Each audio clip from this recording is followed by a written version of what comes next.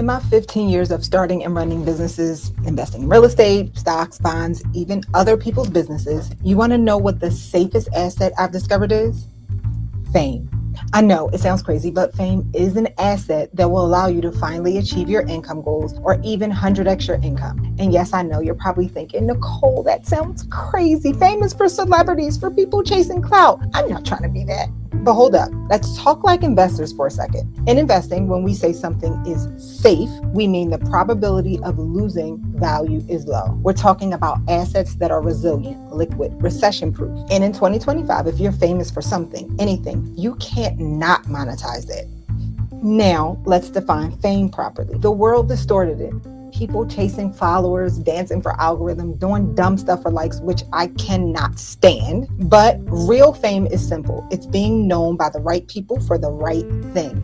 That's it. Period, point blank. It's not about being a celebrity. It's about being trusted. And when you're trusted, you get paid. When you're visible, you're chosen. When you're known, you get access. Clients, capital, opportunities. One of my favorite scriptures says it clearly. The Bible says both Jesus and Samuel, 2,000 years apart, both grew in wisdom and stature and in favor with God and man. Sounds like fame to me. So if you've been telling yourself, I don't need the spotlight, I don't care about being famous, I just want to help people, I don't want to be the face, I just want to do good work, let me lovingly say to you, you're being selfish and blind, so stop it, because that mindset is keeping you broke, invisible, undervalued, and out of alignment with your assignment. So here's what we're going to do instead. We're going to put our big girl, big boy panties on and everything in between, and we're going to build a brand that commands attention, attracts aligned clients and investors, and positions you as the one to trust. In this video, I'm breaking down the 4 components of a brand with substance, the timeless biblical principles that unlock visibility, and how to use AI to build a customized personal brand you're actually proud of. And I've got a free download for you, a step-by-step messaging plan that'll help you create your custom brand voice in under an hour. So, welcome to episode 184 of Nicole Purvy Classified, where we train and don't chase.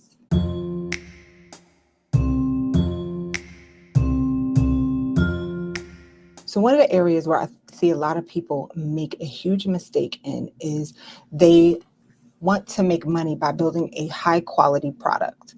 Now, the world needs high quality products, but what I find is that a lot of entrepreneurs spend an insane amount of time, way too much time, trying to perfect their product, but they don't spend enough time trying to get visible and hone in on the way that they communicate their product to their potential customers or their prospects. So let's say you built a widget and you put it out to the market and it doesn't sell.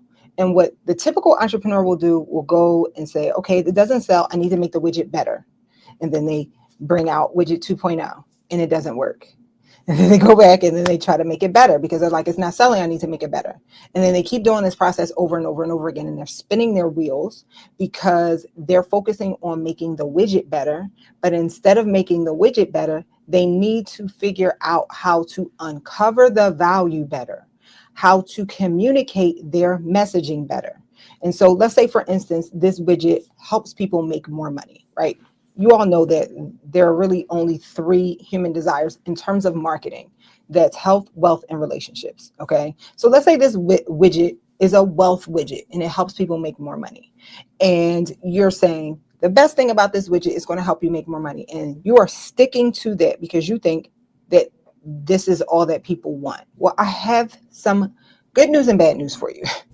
The good news, you understand that your widget is in the category of wealth. But the bad news is, guess how many products are out there that helps people make more money or increase their wealth? Tons of them. And so your messaging, you can't stand out in front of the crowd.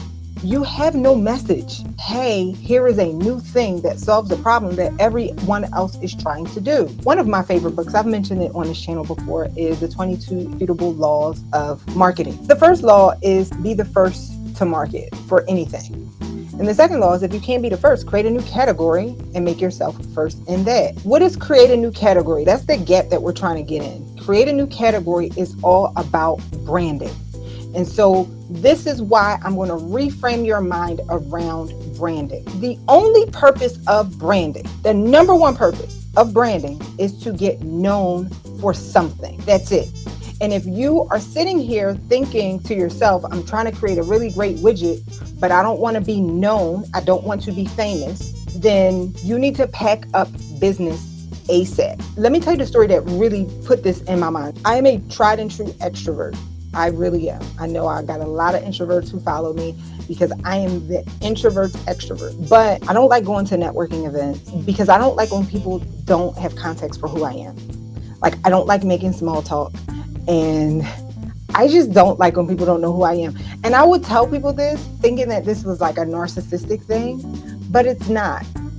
Deep down inside in my subconscious, I know that fame is an asset, or being well known for something is an asset. And so why do I want to go to a networking event and repeat who I am, what I do, what I stand for over and over and over again to half the people that, one, they're not going to remember, two, they don't care, and three, they're just there for the drinks or whatever the event is. They're not really there to make money. And it just annoyed me. And so I like to create my own spaces. If you've been following me for a while, then you know this. I like to create my own spaces where people already have context as to who I am. This way, I can leverage my known ability, my celebrity, my personality has already sold them on my product. And so this is what I mean by fame is an asset. It's an asset that I can capitalize on. If people know me, and now when I want you to think about fame, remember, this is not a conversation about celebrity, right? Like what we know as the modern day celebrity. This is a conversation about being known to the right people for the right thing and not being afraid to take up space. Talking about fear, this comes back to this whole safe thing, right? My theme for this episode is fame is the safest asset. Let's talk about this safe thing. Part of the reason why you don't want to put your brand out there is because you don't think that fame is safe. You don't think it's being known is a safe place. But I'm here to tell you that being known is safer than being unknown because of the way modern day celebrity is jammed down our throats, or the way that influencers are losing their minds on the internet. It seems unsafe. I'm going to tell you what the two things that make it unsafe is, and it has nothing to do with fame. The two things that make it unsafe the way that we see it is, one, when people just want to be famous for the sake of being famous. They want to be famous for no reason. They just want, this is something to feed their ego. That makes it unsafe, because if you are famous for being famous, you think that people love you for you, and they don't, because they don't know you. You haven't really contributed anything to improve their lives. They haven't really gotten a chance to really get to know you. And therefore, the person's value is rooted in the fame. Okay? The type of fame that we're talking about, the kind that Samuel had and the kind that Jesus had, is the kind where we train for excellence. We develop a gospel. We're going to get into that in a minute. It is a major component of all this. We create a gospel, something that is ours, and we are so passionate about this gospel improving mankind and our environment around us that we become famous and synonymous for it. We become known. We increase in favor and stature amongst God and man because of this thing, this gospel, this doctrine, this thing that we do that's different than everyone else. And so that is the first problem with fame. The second problem with fame, or the way that we define fame, I kind of talked about it already, is that we don't see it as safe. I watched this video about Will Smith, and it was just a 3-minute video where he's telling this story about why he feels safe with fame. He's like, most people don't feel safe with it, but for me, I know that it's safe. I know that if something were to happen to me or my kid, if we were in a hospital, I would get preferential treatment. And it sounds really messed up, but it's true. right? He said, hey, one time I left the house, I forgot my wallet and I needed to get gas and I ran out of gas, went to the gas station and I pulled up next to this guy. He's like, oh, he's about 35. He absolutely knows who the Fresh Prince is. Pulled up next to the guy and the guy's like, you're the Fresh Prince. And he's like, yeah, let me get $10. Right? And as a person who has been well known for something, I am telling you that the only thing to be afraid of about being well known for something is, one, if you are trying to leverage it on something that doesn't have substance. You are not here to help people. If that is not in your heart, you just want fame because of what you think the glitz and the glamour is, that will absolutely be a detriment, right? It'll only make you more of who you are. The next thing that I want to share with you about fame is this mindset that you have about being well known, right? You feel like, hey, I don't want to be well known. This mindset that you have about it is really what's blocking you. You're like, oh, I want fame, but I don't want it too much. This is what's blocking you because you also have this income goal that you're trying to achieve. Do you know that this lofty income goal, you're not going to achieve it without being well known? This is what really made me want to do this, because I was setting income goals and then I would do my plan, my business plan, and I wasn't like, right now I'm doing my podcast regularly. I don't know if you guys know, I took a really long break because I was like focusing on, okay, I don't want to do a whole bunch of content, da, da, da, da, da, da, da, da. And then I thought about it when I sat down and looked at the numbers that I'm going to achieve. I said, there's no way I'm going to do this without being known. There's no way I'm going to do this without being known. So like, let me just lean into it. You can't do it without being known. You need to lean into it. So let's lean into it. Let me tell you what's going to make you feel more comfortable about this idea of being known. And it'll make you put more quality into your work. You first need to develop two things. Real important. The first thing is a gospel, and the next thing is a framework. I know you're thinking gospel, you immediately went to the Bible. The gospel has now become synonymous with what Jesus came here for. Believe it or not, most Christians don't even really truly know what the gospel is. We'll get to that in a minute.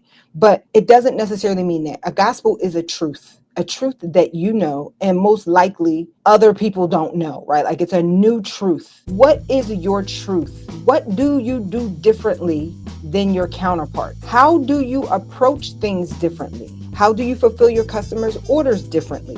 How do you market differently? What do you do differently? It doesn't have to be anything complex. It could be one small, simple thing. But what makes you different than your competitors? If nothing makes you different than your competitors, then why are you here? Why are you doing this? Why are you doing this business? Why are you becoming an agent? Why are you investing in real estate? Why? Why are you here? Now, I know this probably has your wheels spinning, but what I want you to think about is what small thing, it could be something small, it could be something large, do I do differently? I'll relate it to me. The thing that I do differently in terms of being a business coach is I combine training like an athlete with timeless spiritual biblical principles.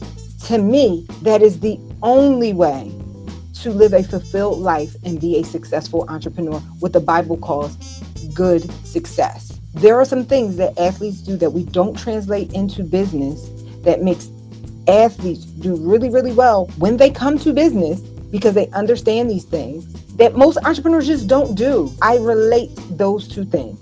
The other thing is business is spiritual. I don't care what you say. Business is life. I don't care who you are. If you're separating the two and you're opening this Bible or you're opening the Bible up and you run your life outside of your business according to the word and you don't apply that to your business, then you're tripping. And so everything that I do, all the frameworks that I do is training like an athlete rooted in biblical spiritual principles. Okay? That is my gospel. I will go to the ends of the earth for that. If I didn't have that as a business coach, why would I exist? There are tons of business coaches. Also, too, this gives me the confidence to go out into the world. And number 3, when I go and do a talk, if someone asks me to be on their stage, I know exactly what I am going to say. I'm not going to go and say, hey, you need a business coach. We know that. Everyone knows, hey, this is how you need to set up your life as a business owner, as an entrepreneur. like an athlete, a spiritual, Bible-filled athlete. That is how you need to go into business. The next thing is you need a framework. The framework helps you and helps your client, but the most important thing, it helps your client or your customers to have context. Have context for where they are in the process. A framework is the system in which you deliver your service or the system in which you run your business. You have to have a duplicatable system. If you don't, then you don't have a business. You're just a solopreneur. You're trading your time for your money. You don't even know why you do these things really good. You have no idea, and it's not going to be scalable. What is your framework? Your framework helps you to be able to communicate things much more clearly. For instance, let's move on to the first framework of this episode, because I got a couple frameworks in this episode.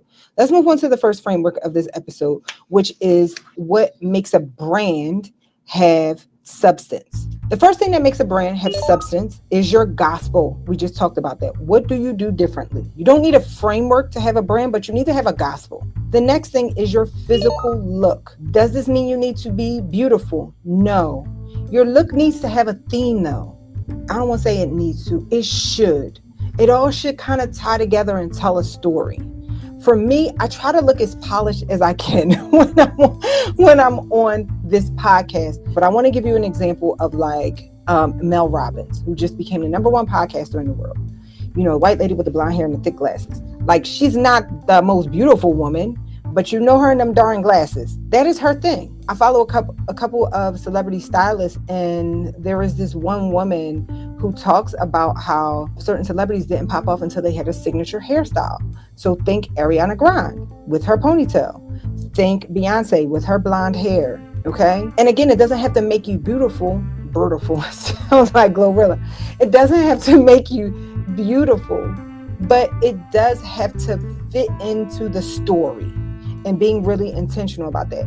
It is not the most important thing of a brand, but it is. I want to give you another example about a brand and how it looks. When you're thinking about a brand that is not a person, the first thing that people start off with when they're developing a brand is a logo. Your logo for the company is how you look.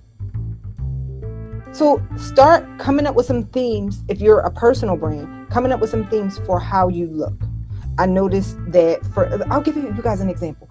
My background is always super girly, okay? And I always try to make sure I wear either pink, purple, or green. Green is just my thing. That is actually my own personal color, but for some reason I look good in pinks and purples and it make me feel good. But pink, purple, or green, like, I want you to just come around me and feel invited and warm and comfortable. That is like money. I want you to think about that as well. Okay, 3, your brand. Here's, again, this is all part of my framework. One of my many frameworks is in your brand with substance, you have to identify a problem that you solve. I'm going to give you me as an example.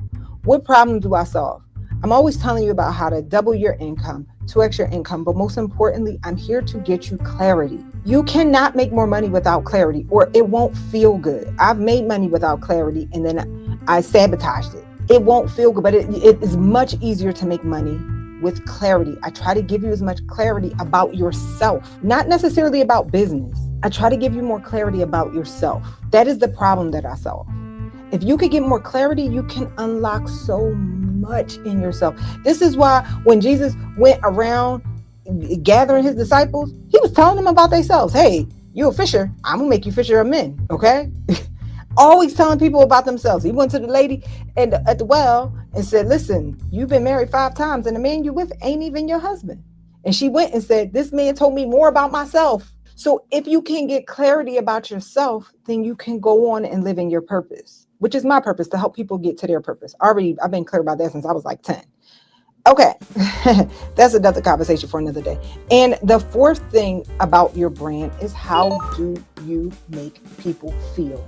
How do you make people feel? I'm gonna give you 2 examples. For me, I want you to feel empowered. I know I have this gift of making people feel empowered, sometimes to a detriment. I'll make people feel good about themselves and they're not quite ready to take the steps that they try to take, okay? Or that's a whole other kind. They would try to hurt me because I done hyped them up like, bro, I know I made you feel good about yourself, but you ain't me. So, right, like, how do I make people feel? I always try to make people feel good about themselves. I always try to make people feel seen. That's me. Now, my partner for our private equity fund, Noel, I'm working on his brand right now. I say this to him all the time. He has not said this. This is not coming out of his mouth. I have this saying where I call him a Noel, because he's one of the only few men that I know that are very masculine, but also not toxic masculinity. It's such a fine line where men can easily become masculine and very capable and very powerful, and then turn to toxic masculinity. He honors women. He respects his mother. He honors me. He respects me. So on and so forth about the women that I've seen him. I've known him for, I don't know, like 18 years. I've known him for a long time now. And I really appreciate the fact that he honors and respects women while still maintaining his masculinity. Like, this dude is like super strong. That is how he makes me feel. And I see men around him, how he makes them feel, right? Like, we'll have conversations about, I'll say like, okay, men are like this. And he's like, I don't know any men like that. I'm like, bro, they don't say that around you because you are so admirable. You spew this healthy masculinity that there are some men that don't feel comfortable saying, sharing their wild observations about women around you. Okay. So how do you make people feel? You have to be intentional about that. These are the things that go into your brand. Now, this is a framework. Like, I want you to take this framework and put it into your brand, but this is a framework. My God, Goals, and Money framework is 4 phases: goals, God, money, time. I know you're like, God, goals, and money, but then it's goal, God's, money, and time. The reason why it's goals first is because we all understand that God exists. Like, if you need me to convince you that God exists, like, we're not there. That's really step 1, but I skipped step 1. I'm not going to teach you that God exists. Like, I'm not wasting my time doing that. That is not my ministry. Okay. If you're not sure, don't come to me yet. Okay. Come to me once you know that God exists and that the Bible has timeless principles in it. Then come to me. If you need me to convince you that the Bible is true, then don't come to me. Okay, so that's the God phase. That's why he's going to be number 1 anyway. But the first phase we work on is goal, because we have to get on the same page: money and then time.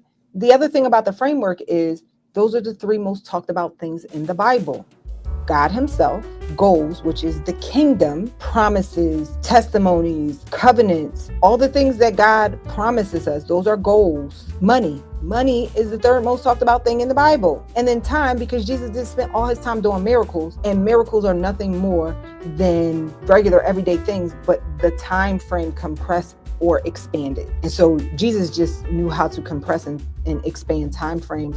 And he literally gives us step by step in the Bible how to do it, but it's hidden in plain sight. This is my God, Goals, and Money framework. And I will stand on a hill. If God made a book and put most of the topics about 3 things, I need to show you that is why these are the most 3 things he wants us to know about: himself, goals, and money.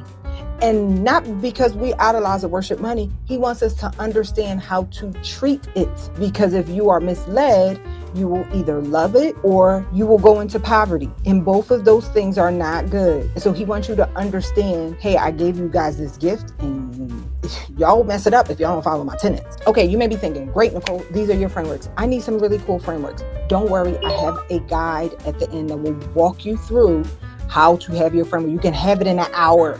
It is a guide. I will give it to you. You already know it's down below in the description, but don't get there yet, because I got a couple more things that I want to share with you. Okay, before we get to the guide, there is a little bit of work that I want you to do. Talk a little bit about what do you do differently as you're running your business. How do you see business differently? How do you see your industry? How do you see your processes, delivering your product or your service to your customer? What do you do differently that the guy up the street doesn't know? What do you know? How do you bring your pizzazz to your business? I want you to journal about this. Spend 20 minutes. Just write things down. There may be something that you do that you're not even conscious that you do, but I need you to journal about it. Just write for 20, 30 minutes. Hey, this is what I know. This is why I'm better than Big Bobby.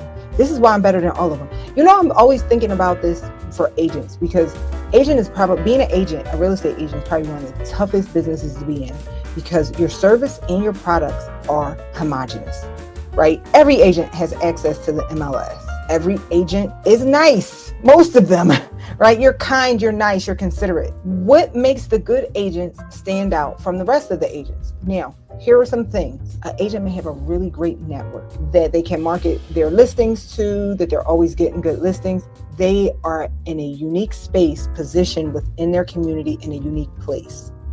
So for an agent that has a good network, that is their thing that they do differently. I am a great agent because I hit the streets and I prioritize getting to know people. I prioritize being a great citizen in my community. That is really at the heart of being a good agent with a huge network. The reason I'm bringing this out is because it's probably the most difficult industry, but I want you to think like that. I want you to think like, oh, I am good at this because I have a good network. But why do you have a good network? Why do you see the world differently than the other agent that doesn't? And your difference, the thing that you do differently, is rooted in your personal philosophy around building community, around being known. I don't know what other things, this is why I'm not an agent. I don't know what other things agents can do differently. Oh, here's the perfect one. Let's say you're an agent and you don't have a huge network, but you do really, really well because you're also tied in with off-market properties. So you get a lot of off-market listings too. I am a great agent because I just don't only scour the MLS. I'm going to events. I'm meeting with wholesalers. I know every single property that's being sold in this area. That's great. Boom. Keep that in mind. So what I want you to do is journal about this and just write all your inner thoughts about it. We're eventually going to type it up. Writing is helpful. But if you want to journal, type it up. And then you're going to feed this into ChatGPT and say, hey, I am such and such, and this is my philosophy on being an agent. And you're going to help me craft a marketing plan, but I am going to give you prompts step by step. Now, I just gave you a whole entire prompt. You're probably writing it down. No. Don't worry about that. The guide down below takes you through 13 prompts, starting with the one that I just gave you, that you are going to use to come up with your gospel, your framework. The really cool thing about chat, let me just tell you this one last thing and then we can get out of your hair. After this, I got one other fire tip for you. Okay. The really cool thing about chat is that it comes up with frameworks really, really easy, but you need to have the bones of the framework. One thing that I always do is to have this weird ChatGPT-like gift of, if someone gives me step-by-step of them doing something, I will come up with a bomb framework. Like I would turn it into an acronym. I knew how to do this really well. And chat stole that whole entire job from me. Like, it really did. So what I tend to do for my friends, my clients, and even myself is I need you to give me the steps of what it is that you do. We're not going to have chat do your job for you. You out here, and this needs to have your fingerprint on it. So we gave the example as an agent. If you're an agent that you have a great network, here is your philosophy around building community. You're going to type it in and then say, chat, can you come up with a really cool, easy to remember, catchy framework for me to teach from? All right. And chat will give you a dope framework, but it's based on your knowledge. It just made it catchy. So you're going to do all 13 of these prompts because this is how you're going to sort your thoughts out. And then you're going to put it into chat. It may take you an hour, may take you 2 hours. You're going to put it in the chat and you're going to come out with a gospel and a framework and some other things. Now, if you do this properly, you will have probably like a 5-page marketing plan, which will be great. You're going to feel so good about it because you're going to finally get all this stuff that's been swirling around in your head. You're going to get it out onto paper, right?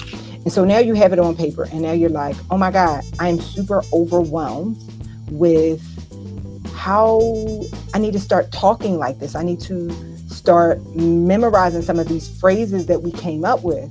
Another thing that we work on in this is something called the high concept. We don't have time to talk about it right now, but it is an important component of branding. My high concept is train, don't chase. Train like an athlete, don't chase. We're not chasing money.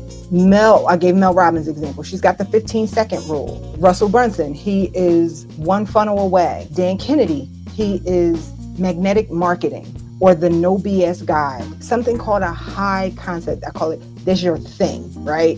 But it needs to be something really, really catchy. ChatGPT will help you do that, but it's gotta have your fingerprints on it. Don't just have Chat, hey Chat, come up with a high concept for me. Come up with a framework for me. It's gonna be corny, it's gonna be weak, and you will not feel the passion that you need to want to go and spread it like a gospel. That's the whole point. That's why we're doing this. It's gotta come from you in a way that's very easy to be said. So after you do that, you're going to have a 4 to 5 page, it could be 10-page document that you're going to be like, oh my God, this is so bomb. How am I going to memorize all this? Like, this is how I feel when I get clarity on something. How am I going to remember to incorporate this into my being?